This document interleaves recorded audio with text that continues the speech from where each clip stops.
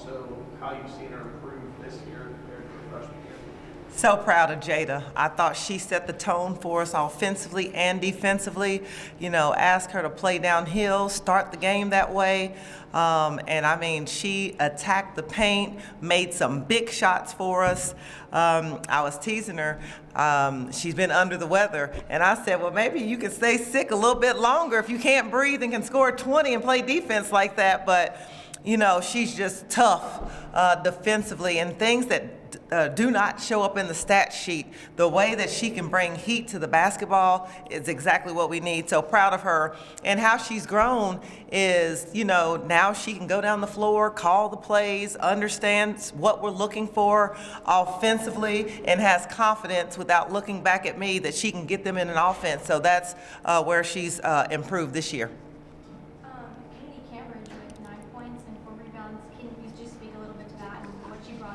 Well, Kennedy makes us different. She was playing really well early. She knows how to win, and she understands her role. She's in there to make hustle plays, defend, rebound, and score garbage buckets, and she does her role, and she does it well. But at the end of the day, she has the dog mentality that we need. She is aggressive, and she understands the assignment when she steps on the floor. She knows how to win. She comes from a winning program. At your last home game against Bowerman, you mentioned that your team's offense affected the defense. How do you feel with the amount of points your team put up today and all the shots that the girls hit? I know. I was so proud of us, 58% from the field. I think our ability to share the basketball, push in transition, I think we're taking rhythm shots, sharing the basketball. It is great to see the ball go in the net. But 82 points on the board, we'll take it.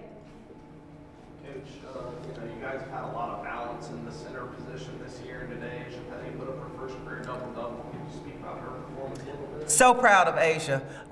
Really challenged her before the game. And I thought she stepped up to it. We needed her to rebound the basketball, for her to lead us in rebounding with 12, but for her ability to finish in the paint. We need that consistently, and she can do it with ease. I don't think she realizes how talented she is. So she's a work in progress, and we're going to keep coaching her up, but she definitely makes us different. In the Bahamas against Virginia Tech, you mentioned how the pace of the game really affected the team. But today it seemed like Kentucky was controlling that fast pace. So how did that improve since then? Yeah, we like to control the tempo. You have to get defensive stops in order for us to play the way we want to play, because we want to push in transition.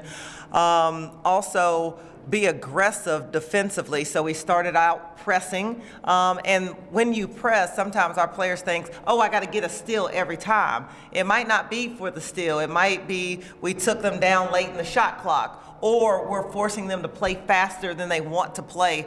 So I like when we set the tone. We were able to do that today, and we need to be able to do that coming up as well.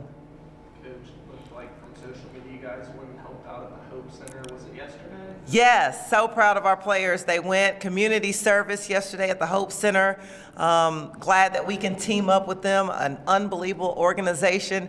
And so we put their cleaning skills to the test. Now, I was on the road recruiting, so I was not able to inspect. But from what I hear, I have players that can really clean. So I'm glad to know that. But it's very important for me that we give back to our community and servant leadership.